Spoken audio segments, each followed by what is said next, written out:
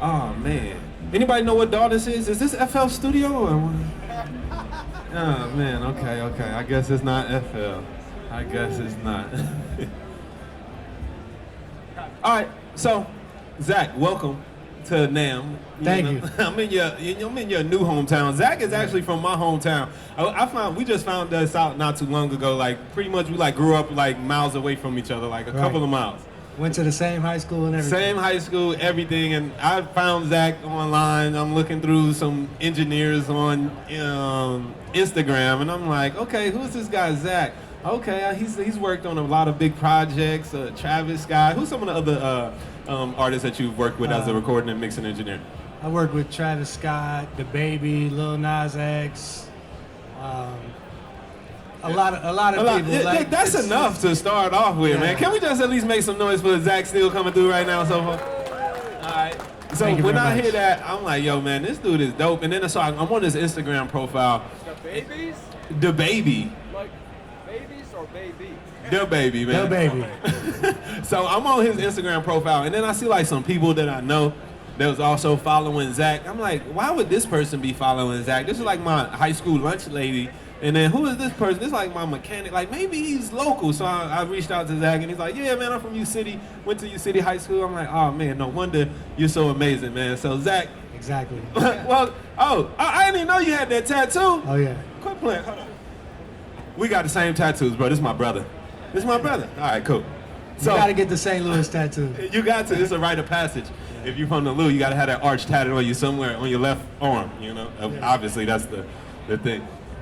But y'all ain't here to hear about that. Y'all want to know the secrets to some mixing some stuff, right? Recording. How can you be a recording and mixing engineer at the highest level? Get Grammy nominated. Get multi-millions of spins and streams, man. That's what we all want to know. Everybody want to grow up and glow up to be like you. Can you just start off and kind of talk about a little bit of your introduction into the industry? How did you get started with recording and mixing? What kind of led you down this path? I got started recording in high school. Just had a 4-track tape machine and would record the band I was in, recorded some rappers and stuff, and I was making beats back then, and that's how I got started. Ended up going to college, Webster University, got a degree in audio production, and moved to Atlanta, did a couple internships, started assistant engineering, started engineering, and ended up moving to LA, and the rest is history. Okay, I love that fact that we had to leave our small town. I left St. Louis too, and I moved to New York City. Is anybody out here living in a small town?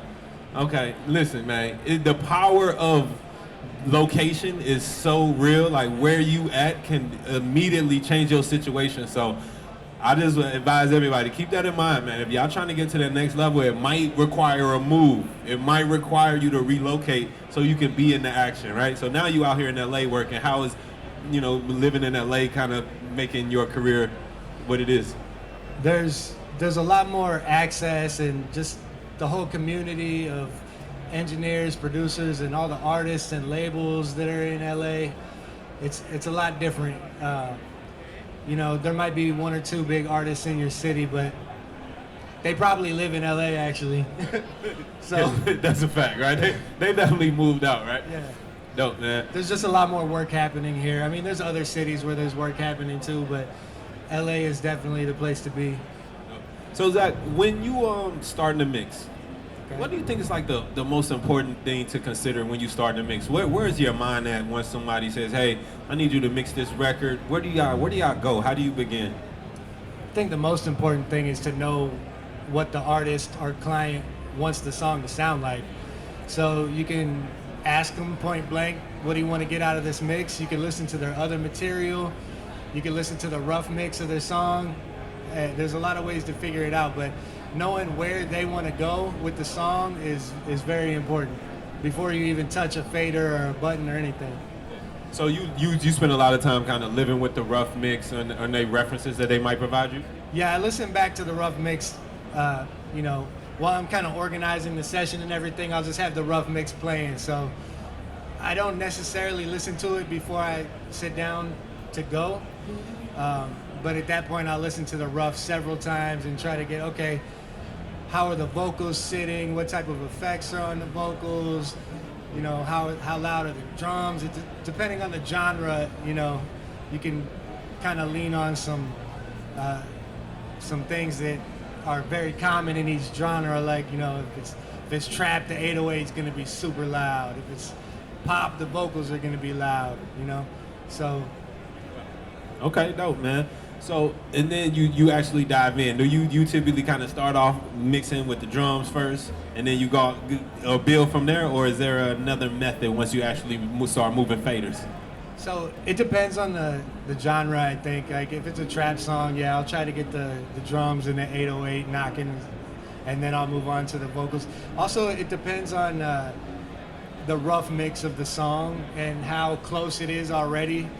You know, if the vocals are an absolute disaster, that's gonna distract me a lot while I'm trying to mix. So I'll either just mute them and do the drums, or sometimes I'll get some levels going, you know, on the vocals, and then move I'm to glad the you drums. mentioned that, because sometimes as professionals, people who are doing this for money, we not always privileged to just work on projects like, you know, Travis Scott and Lil Nas X. Sometimes we got Lil Bobby from around the corner, and the vocals might need a little bit more work. They might be, the production might be trash. How do you find it in you to kind of work through stuff like that? I mean, I just try to get the best out of whatever I'm getting. You know, sometimes it's a huge artist and the vocals are trash. Okay. So no matter what level you on, it's still coming across, yeah? Or So yeah, I mean, I try to treat every client equally. You know, whether they're multi-platinum or it's their first song, and you know, sometimes the quality is surprising that artists are getting out of recording in their own bedroom versus, you know, huge artists that, you know, some of these big artists, they might be in a rush, they don't take their time, the engineer doesn't know what they're doing. It's, you know, so it's not necessarily true that you're going to get the best vocals out of a bigger artist. Most of the time it is true, but, yeah. But sometimes it's not. Yeah. I mean, I know I've been in a situation just because early in my career, I know I've been kind of thrown in situations that I personally felt like I wasn't ready for. And then I listen back to some early stuff that I done. I'm like, dude, y'all trusted me to do this? And I'm like, these are like multi-platinum artists. And I'm like, dude, y'all thought this was okay? Yeah. Well, it's cool though. We learn and we grow and we steady, you know, keep on going up. All right. So, Zach, you've prepared a session that you want to walk us through, kind of show us some, show us a little bit of your process in the mix and actually get an inside look at this session. You want to talk about it a little bit, kind of preface it before we jump in? Yeah, so previously when I first linked up with Wayne, you know, we did a walkthrough on it for his Wavy Seal Elites. And we did something, you know, a lot of people hit me up, they want to hear about the Travis Scott vocals and all of that. So we kind of did a song like that on his Wavy Seal Elites program. So I believe it's still on there, right? It is. So sign up for that and go watch that if you want to see it. Absolutely. So the secret sauce, he keeping it to the Wavy Seal Elite. Yeah, we linked up a while ago, and he broke down the whole Travis Scott vocal chain and all the effects and how he did all of that. So if you remember the Wavy Seals Elite, I see Ben, he like, yeah, I seen that. I'm using them techniques right now. He was there. Word up. So make sure y'all tap into with that. If you're not sure what the Wavy Seals Elite is, it's a membership organization that basically links the people who look at me as a mentor with people who I look at as a mentor, right? And then we also offer a whole lot more of that, mixed critiques, exclusive content, master classes that y'all don't see from me on YouTube, right? So YouTube get a whole bunch of stuff, but the Wavy Seals Elite, y'all get all the love and the juice, right?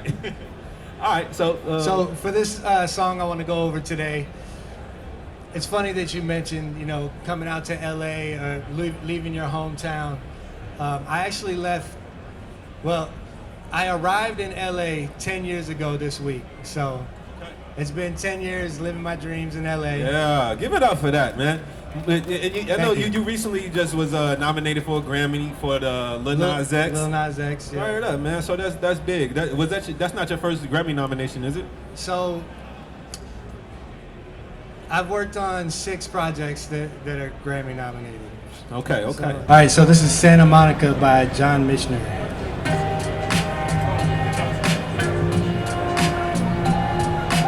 Riding down Wilshire.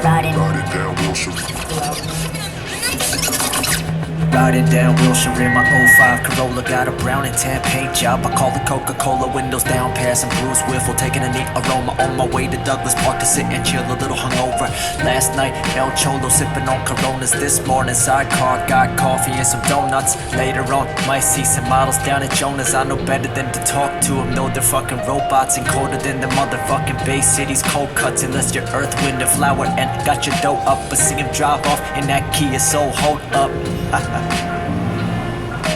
East on Arizona, north on 5th, turn right on California, take that to 26, bust a left, hang tight, you're almost at Ready Chick, probably see a movie star there, the country mart is lit, stroll up, tell them that you got their next best script, it's Avatar meets Joker meets The Lion King meets Armageddon meets Gone with the Wind, then be gone like the wind down 22nd, South Pass, Margarita, Idaho, right on Washington, flossing on your bird scooter all the way to the end, then left on Ocean Ave, ocean views, take them in if you're inspired. Thoughts are stalled, this should awaken them in Santa Monica, palm trees and ocean breeze. Take it in while you're here working on your dreams. Stay on track, you might end up in the movie scenes or on the billboard charts, 100 million streams. Santa Monica, palm trees and ocean breeze. Take it in while you're here working on your dreams. Stay on track, you might end up in the movie scenes or on the billboard charts, 100 million streams. Just left the promenade. Alright, so that's the first verse and the chorus. You'll probably hear more as we go. But when I first received the song, I had to get rid of the template that he used. It was pretty bad, and the vocals were over compressed and stuff like that. So I put a few pieces of some of the templates that I use. I've mixed songs for him before, so I kind of know what he likes, and I imported some things. And then the next thing that I do is I throw a VU meter on the master.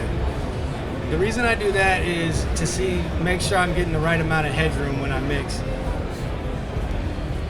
So if you see, it's pretty much peaking at 0. Riding down Wilshire. It goes over a little bit sometimes, but for the most part, it peaks at 0. So I know I'm getting a good level. If it's going over that, which it pretty much always is, whenever you receive files, the beat's gonna be loud, the vocals are gonna be loud, everything's gonna be loud. It's just the way it is most of the time. So I gain down all of the waveforms. If you see that, you can see I turned down the gain on all the clips, including the vocals, until it's hitting right around 0 on the VU meter. Then I start throwing stuff on. So, like I said, this is very simple. He produced it himself, and you'll see a lot of times people use loops and samples to make beats now, and that's what he did. So he's got a couple drum loops, and since the beat is kind of like, it feels sample based, it's kind of like an old school flavor, I didn't do a whole lot to the drums. What I did do, I set up a parallel drum bus with the SSL compressor. This is a pretty, maybe you guys have seen this setting before. The attack is all the way as slow as it gets, and the release is as fast as it gets. And then I want it to be reducing about 4 dB, and then I make it up with the makeup gain. I got K-clip right after that. It's not doing very much. It's 1.4 dB of clip. And then a pretty sizable boost in the lows and the high mids going into the compressor. So I just wanted to bring out that low and high end information before I hit the compressor. And then I kind of blend up this parallel drum track.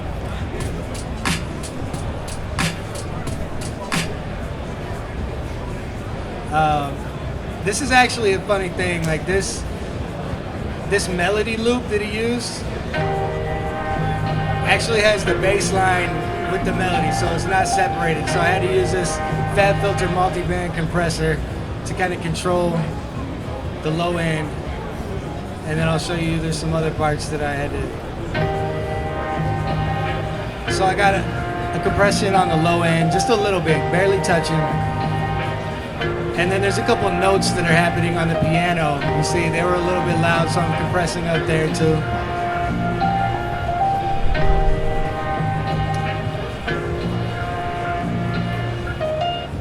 And then all of these melody instruments, there's a flute in there and a horn. They're all going to another parallel bus where I'm smashing it with the CLA2A. And then I have the SPL iron on there. And I like this. It kind of glues everything together. You barely have to move the needle at all. It sounds great. And then I moved the stereo width up to 113%. So just spread out these, like the piano and the flute and stuff, spread it out to the sides, let the drums kind of be more in the center. A little bit more on the drums. And so here's my drum bus. So the drums, they're going to that parallel bus and they're also going through the drum bus. Across all of my, I have a bass bus, drum bus, melody bus, sound effects bus, and a vocal bus. Across all of them, I put a Slate tape machine and this Lindell 80 bus. This kind of gives me, the tape machine kind of glues everything together. And this Lindell 80 bus, it's like a console emulator. It gives you some analog sweetness, some warmth, and it kind of just makes it sound like, like I'm not here mixing in the box, And then on the drums, also, I use some saturation just to help it slice through. It just adds some nice harmonic content, and you can see. Let's get to the drums.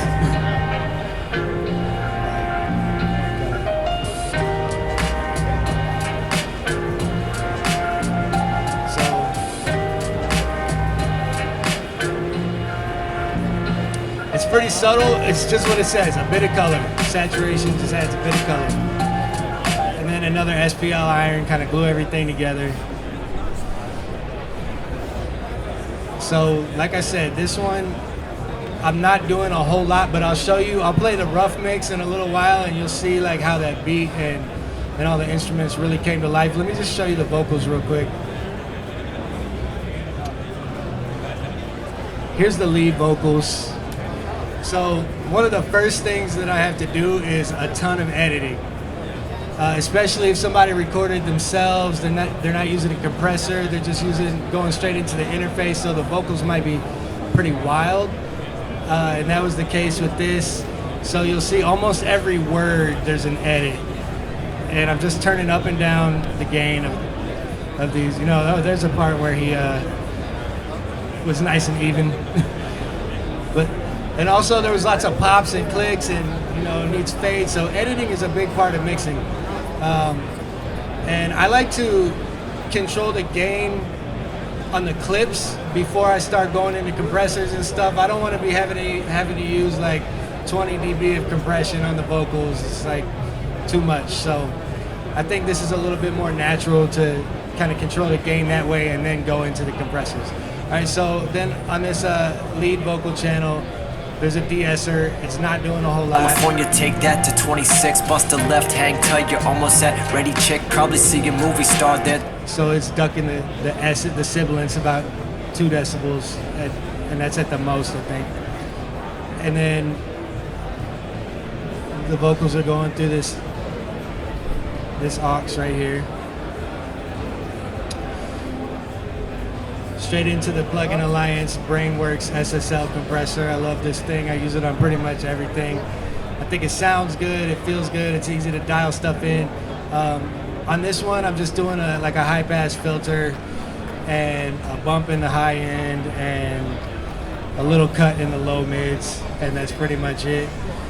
I got some more surgical EQ going on right after that. The next insert, it's not even that surgical. It's kind of broad actually. But, just chopping out the lows. He doesn't really like super heavy vocals, and, brightening it up, make it punchy, added some bite, and again, high pass. All right, so then I use 2 separate compressors on the lead vocals. Actually, more than that. But the first compressor, California, take that to 26, bust a left, hang you tight. can see it's only compressing about 1.5 dB, and it's a fast attack and a fast release. So I'm controlling the peaks even more than I did when I was doing my, manual gain reduction. And that's why I only have to do like 1.5 because I did that already. So the next compressor is a slower attack and slower release. So it's kind of just like bringing up the level of everything, making, bringing the vocals more up front. This I'm a lot heavier on the California, compression. take that to 26, bust a left, hang tight. You're almost at ready, chick. Probably see a movie star there. So, and then always, if you're ducking something 6 dB or cutting a bunch with an EQ, whatever you're doing, try to make sure you use the makeup gain so you can keep your gain structure pretty much the same throughout your mixing process, because you don't want to just keep adding volume with each plugin, and then by the time you get to the end of your chain, you're just like blasting. So after that, another compressor. California, take that to 26, Not bust a doing a left, lot, hang tight. but if I can put the mic down for a second, well, I'll show you that these compressors, well, one of them's doing quite a bit. I would say 5 decibels is a lot to compress, but for the most part, I'm not doing a whole lot. But if you check out what it sounds like before and after, it's vastly different. So I'm gonna bypass these for a second.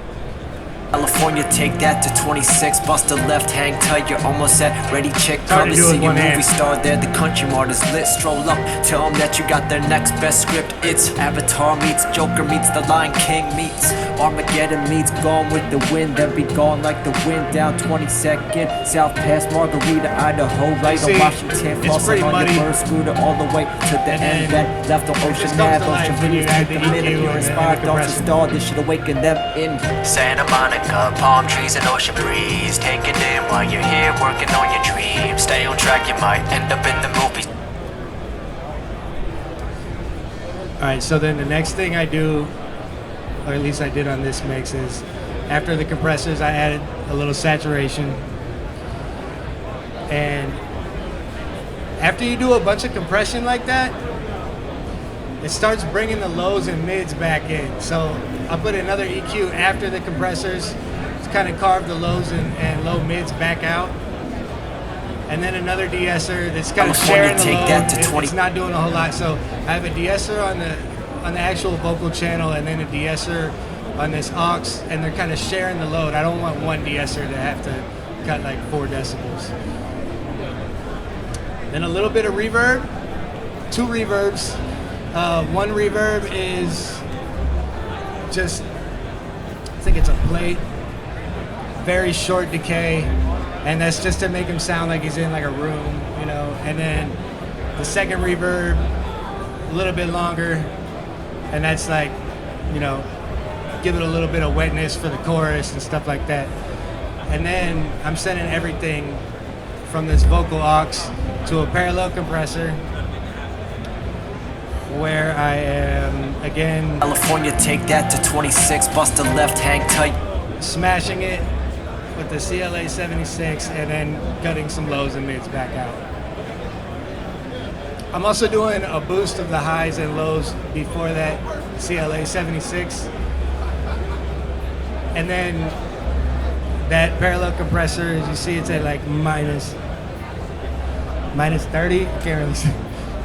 Yeah, so it's very low, and I just kind of slide it in until it, like, you want to be able to feel it, but not really hear a big jump of volume when you add the compressor back in, the parallel.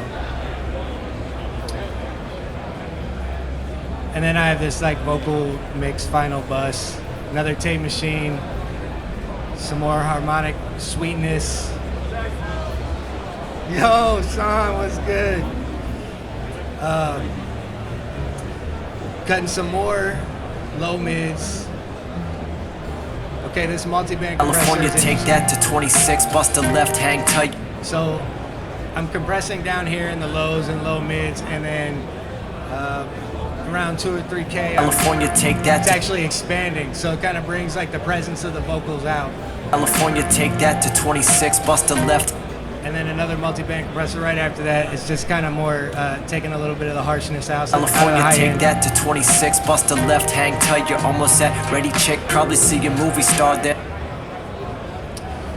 And that brings us to the mix bus, where I have yet another tape machine and a Lindell 80 bus.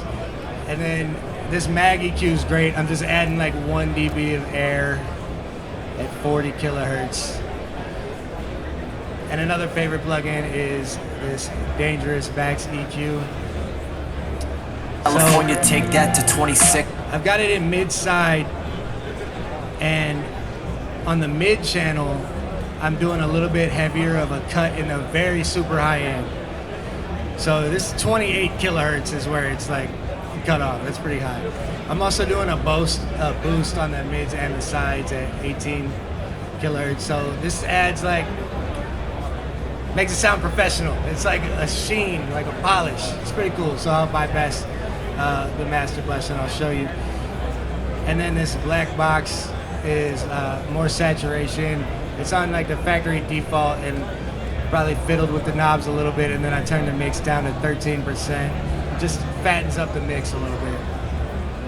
And then of course L1 just to make it loud. I ended up mastering this song in another session. So the L1 at the end of the chain is just to make it loud, you know, for the reference.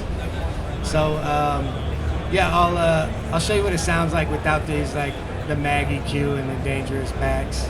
California, take that to 26. Bust a left, hang tight. You're almost at ready chick. Probably see a movie star there. The country mart is lit. Stroll up, tell them that you got their next It's best just a little skip. bit more It's dull. Avatar meets Joker meets The Lion King meets Armageddon meets Gone with the Wind. They'll be gone like the wind down It's like 22nd. every move that I made on this mix, I feel like is super subtle. And you know, at the end of the day, all of these little subtle moves make a huge difference. I'll play the rough mix for you for a second so you can see how it sounded when it started.